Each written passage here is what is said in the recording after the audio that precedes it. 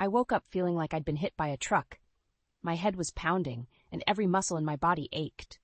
As I tried to sit up, a wave of nausea swept over me, and I collapsed back onto the bed, shivering uncontrollably. "Elena, get up and clean this mess."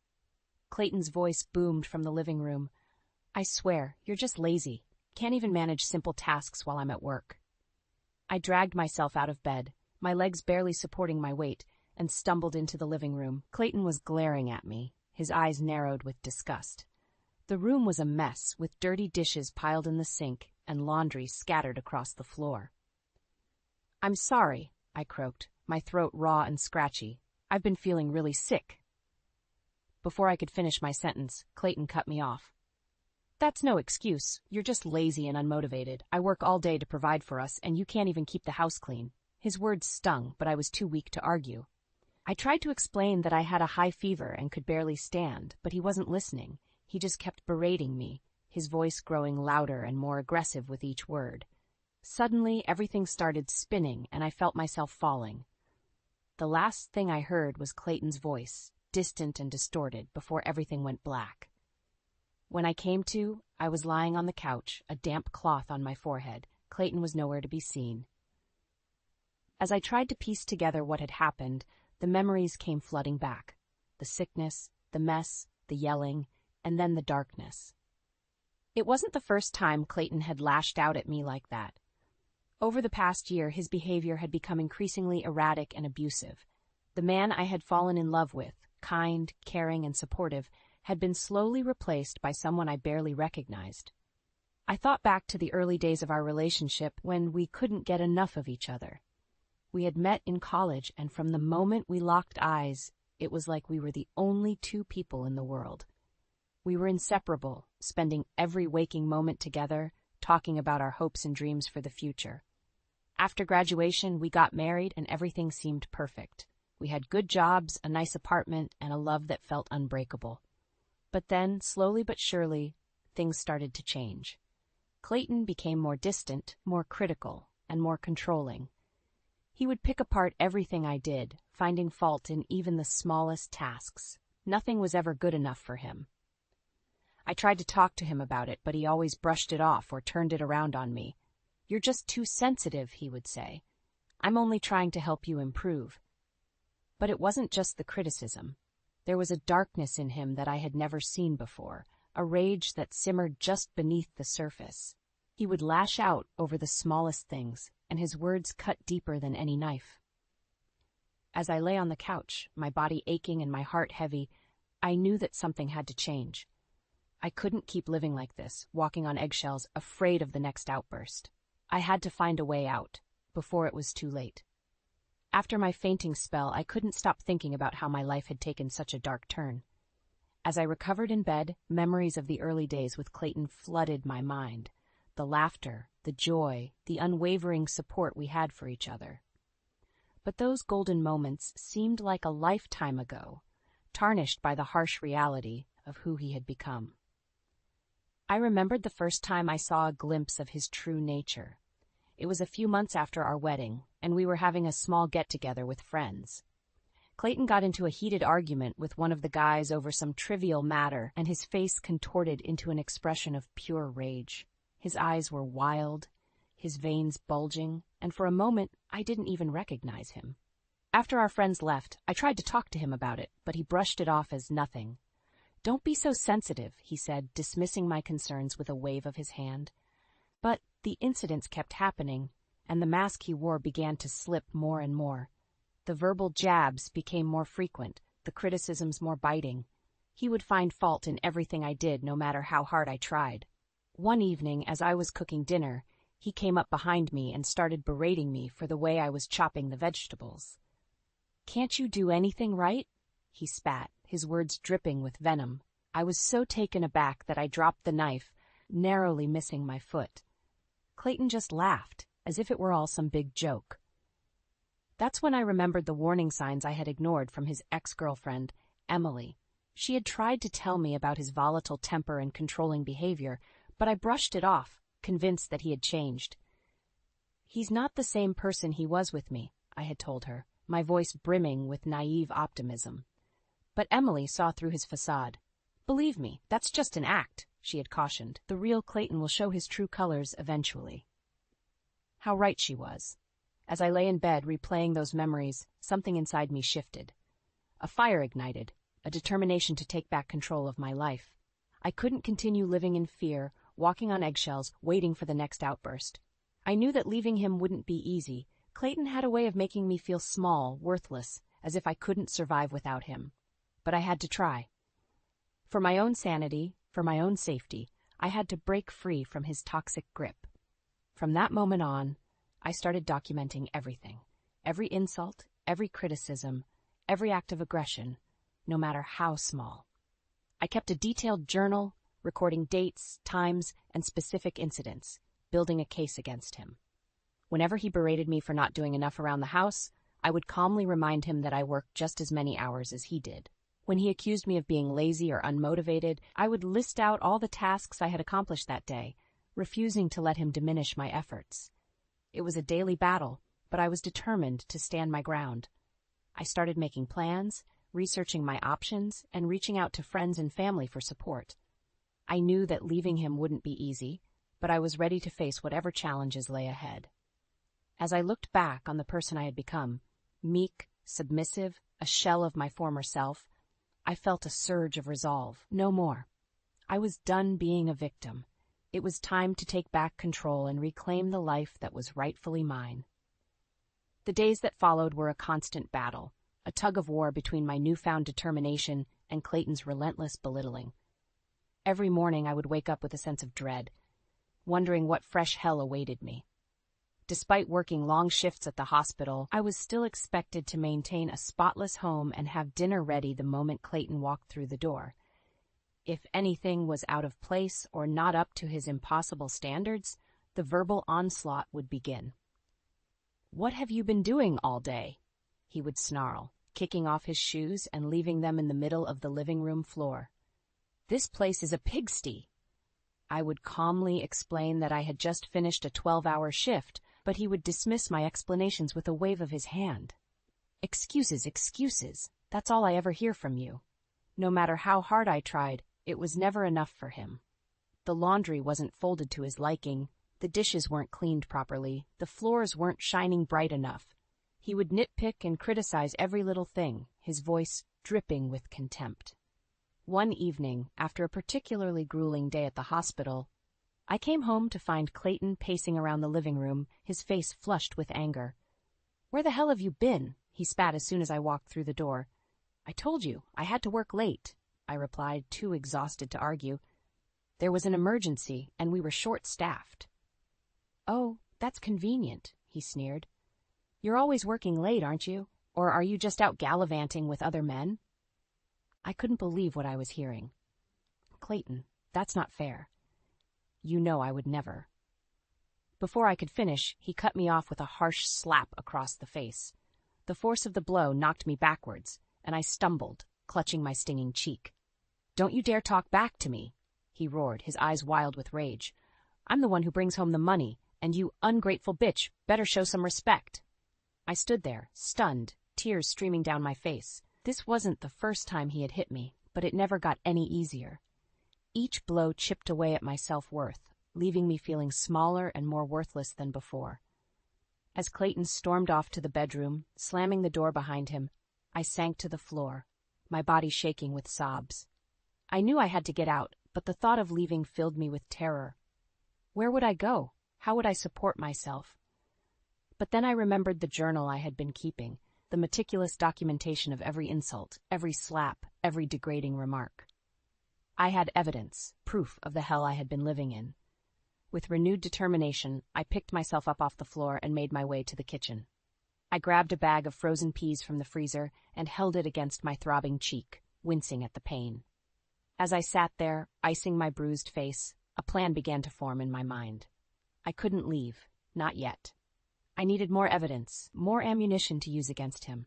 But this time, it wouldn't just be written words on a page. This time, I needed something more concrete, something undeniable. From that night on, I started secretly recording our interactions, capturing Clayton's explosive outbursts and vicious insults on my phone. Every time he raised his voice or his hand, I would hit record, my heart pounding in my chest. It was a dangerous game, but I was tired of living in fear. I was done being a victim. This time, I was going to fight back, and I was going to win. It was supposed to be a happy occasion, a family dinner to celebrate my younger brother's new job. But Clayton, as usual, found a way to turn it into a nightmare. From the moment we arrived at the restaurant, he was in a foul mood, snapping at the hostess and glaring at anyone who dared to make eye contact with him. I tried to diffuse the tension with small talk and forced smiles, but the dark cloud hanging over us was impossible to ignore. "So, Jake," Clayton said, turning his attention to my brother with a condescending smirk, "what kind of job did you manage to get? Flipping burgers, I assume?" Jake bristled at the insult, but he kept his cool. "Actually, I landed a position at a software company. Entry level, but it's a foot in the door." "Well, isn't that precious?" Clayton sneered, taking a swig of his beer. "Maybe one day you'll be able to afford a real job like mine."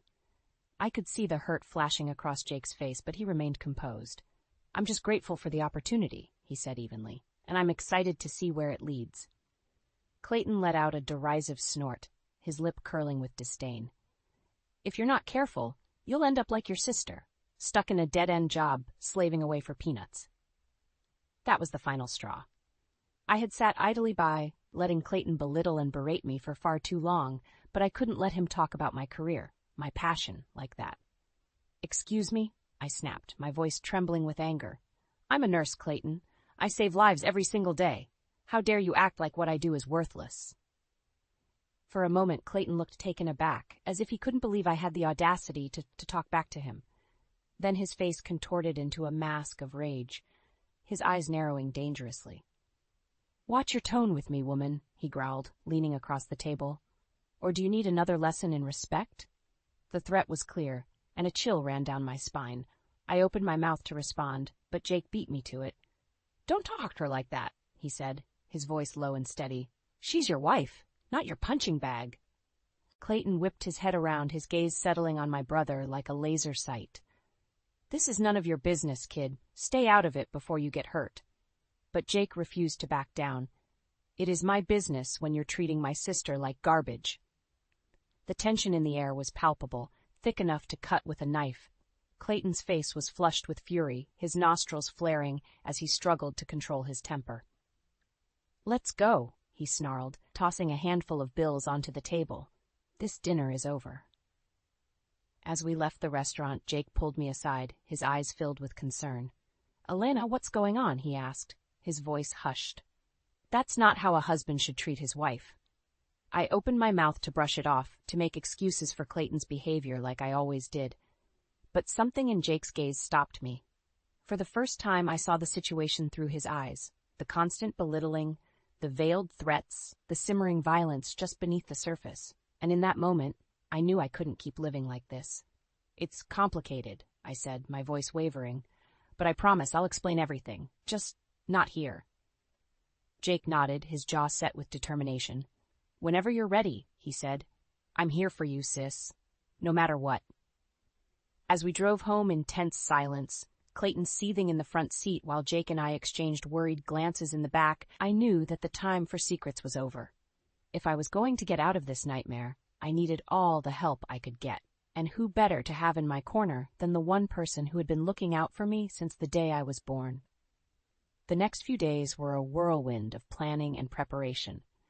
After the disastrous dinner, I knew I couldn't keep living in fear any longer. It was time to take action. Jake was true to his word, and he became my rock, my unwavering support system. When I finally worked up the courage to tell him the truth about the abuse I had been enduring, he didn't hesitate for a second. "We're going to get you out of this, Elena," he said, his voice steady and determined, "whatever it takes." Together, we hatched a plan. We needed undeniable evidence of Clayton's behavior, something that would hold up in court if it came to that. Audio recordings were a good start, but we needed visuals too. "What if we set up cameras around the house?" Jake suggested. "That way we can capture everything. The insults, the threats, even any physical altercations." The idea made me nervous, but I knew it was our best shot. Clayton was becoming increasingly erratic, his outbursts more frequent and more violent. Who knew how far he might go if left unchecked? We decided to keep things simple. A few discreet cameras in the main living areas, nothing too obvious that might tip Clayton off. Jake handled the technical side, ordering the equipment and setting it up while I was at work. The first few days were nerve-wracking, waiting for something to happen.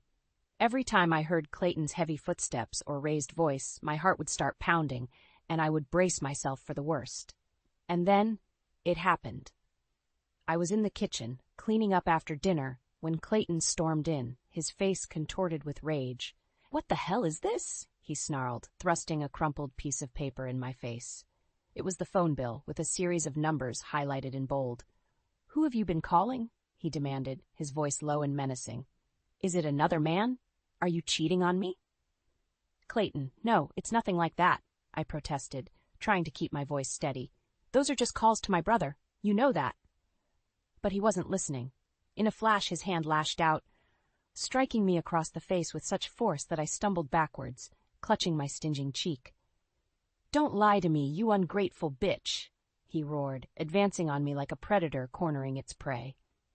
"I work my ass off to provide for you, and this is how you repay me?" I cowered in the corner, my heart racing as he towered over me, his fists clenched at his sides. For a moment I was certain he was going to hit me again, or worse. But then, just as suddenly as it had started, the rage seemed to drain out of him. He straightened up, smoothing his shirt and running a hand through his hair. "Clean yourself up," he said, his voice eerily calm. "You look pathetic." And with that, he turned on his heel and left the kitchen, leaving me trembling and fighting back tears. Later that night, when I was sure Clayton was asleep, I crept into the living room and checked the camera footage. There it was, captured in high definition. The false accusation, the physical assault, the cruel insults. I felt sick to my stomach watching it unfold, but at the same time a sense of grim satisfaction washed over me. This was the evidence we needed, the smoking gun that would finally bring Clayton's reign of terror to an end. From that moment on, the cameras became my silent guardians, recording every twisted scene as it played out. And with each new incident, my resolve only grew stronger. Clayton had pushed me to my breaking point, but this time, I wasn't going to break. This time, I was going to fight back, and I was going to win. The day had finally come.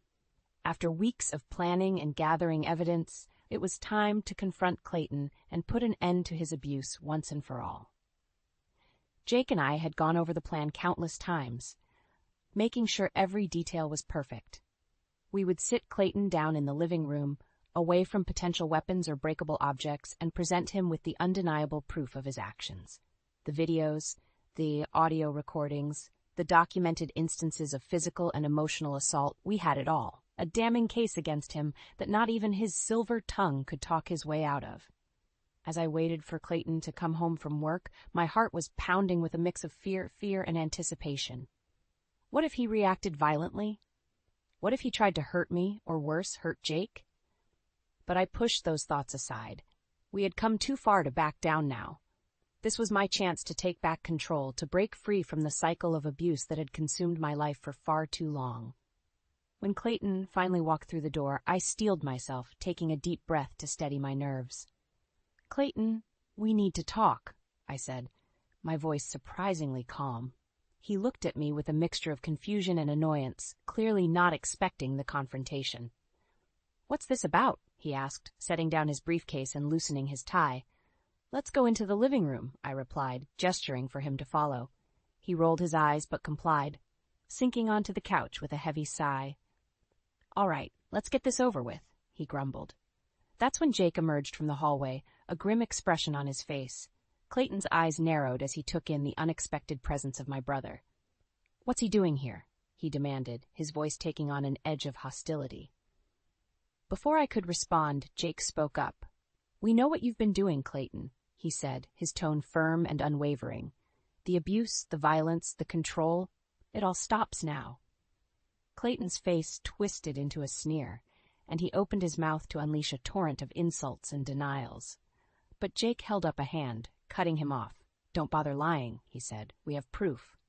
With a flick of his wrist, Jake pulled up the video footage on his laptop, the screen flickering to life with a montage of Clayton's worst moments, the shouting, the threats, the physical assaults. Clayton's eyes widened as he watched himself lash out, his face contorting with rage with each sickening blow. For a moment he was rendered speechless, his mouth hanging open in disbelief. But the shock quickly gave way to fury. "You've been spying on me?" he roared, leaping to his feet and sending the laptop crashing to the floor. "How dare you, in my own home?" Jake remained calm, unflinching in the face of Clayton's towering rage. "We did what we had to do to protect Elena," he said, his voice steady. "And now it's over. The police are on their way." As if on cue, the sound of sirens pierced the air, growing louder with each passing second. Clayton's eyes darted back and forth, his chest heaving as he realized the trap he had walked into. "You're making a big mistake," he growled, his voice low and menacing. "You won't get away with this." But his threats rang hollow, his bravado crumbling as the flashing lights of the police cars flooded the room. As the officers swarmed in, weapons drawn, I felt a sense of relief wash over me. It was finally happening. The nightmare was coming to an end. Clayton put up a token resistance, spitting vile insults and accusations as the officers wrestled him into handcuffs. But it was too late. The evidence was overwhelming, and for once, his silver tongue couldn't talk his way out of the consequences of his actions. As they led him away, his face twisted with impotent rage, I couldn't help but feel a sense of triumphant satisfaction.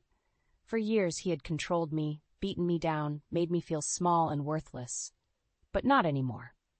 With Clayton's arrest, I had finally reclaimed my power, my freedom, my life. And as I watched his car disappear down the street, I knew that a new chapter was beginning, one where I would never again be a victim.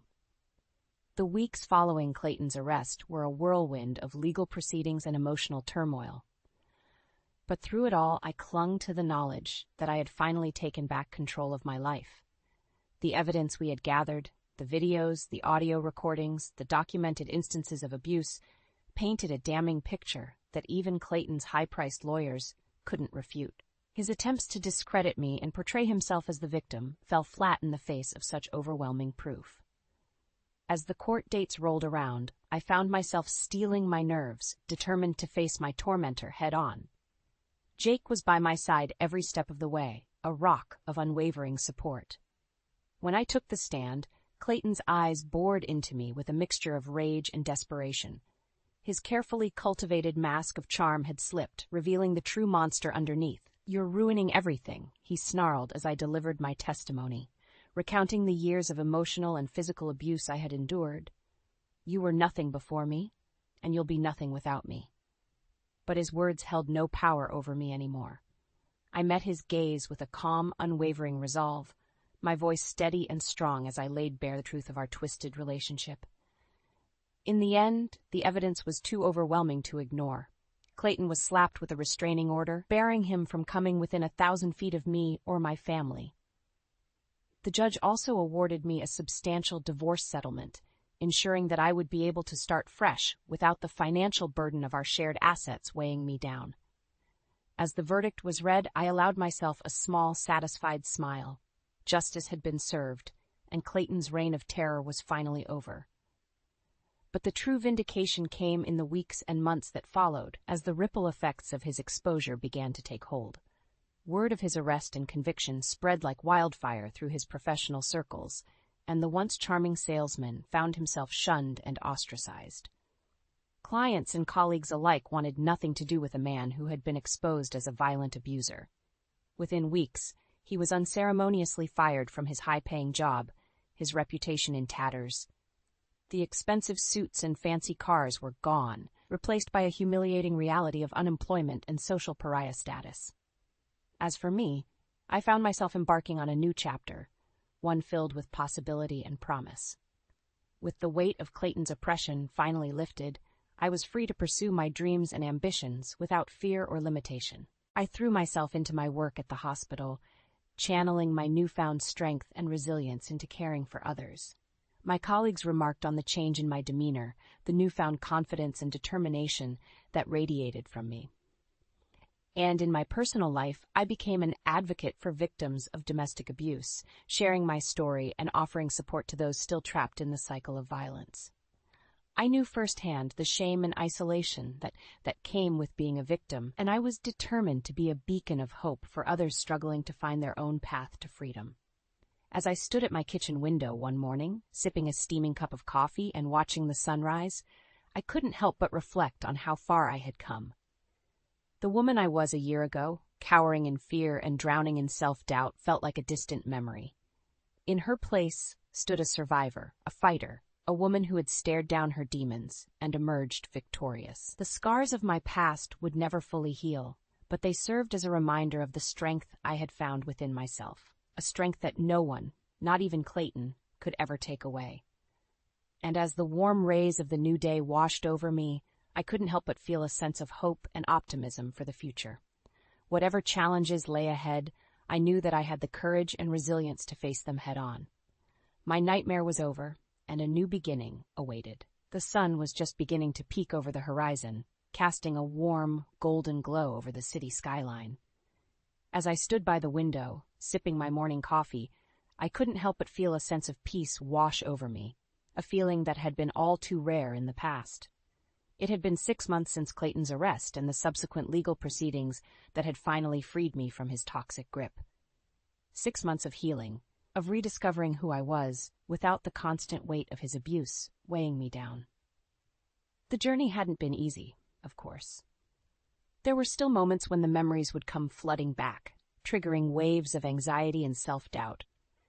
But with the help of a supportive therapist and the unwavering love of my family, I was learning to cope, to process the trauma in a healthy way. And as the days turned into weeks and months, I found myself embracing a newfound sense of strength and resilience. The fragile, broken woman I had once been was slowly giving way to a survivor, a fighter who had stared down her demons and emerged victorious.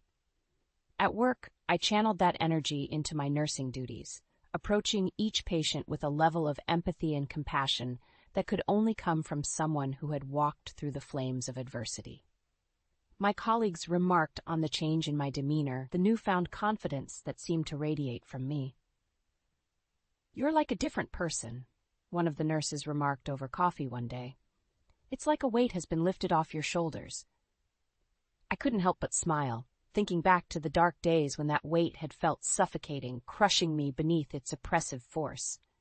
"You have no idea," I replied, taking a sip of my coffee and allowing the warmth to spread through me.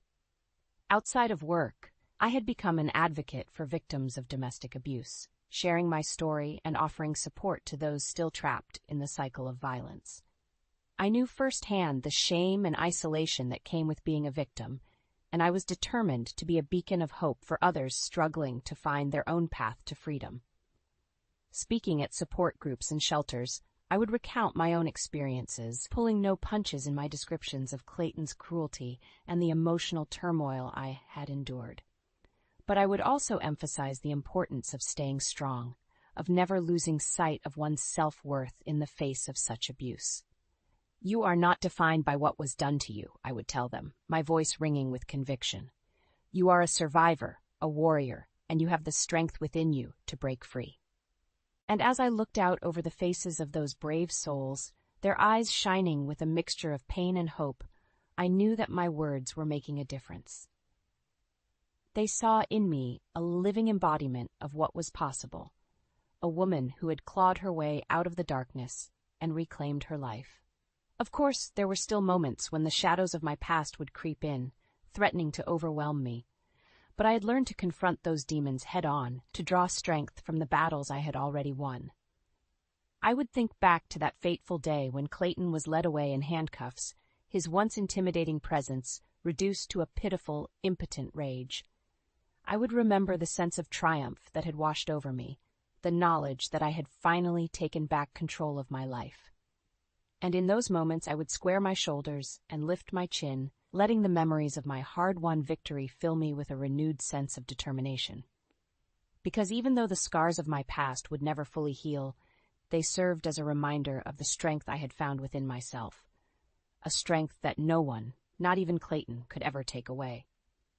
As the sun continued its ascent, bathing the city in a warm, golden hue, I took a deep breath and smiled. A new day was dawning, filled with endless possibilities and the promise of a brighter future. My nightmare was over, and a brand new chapter was just beginning.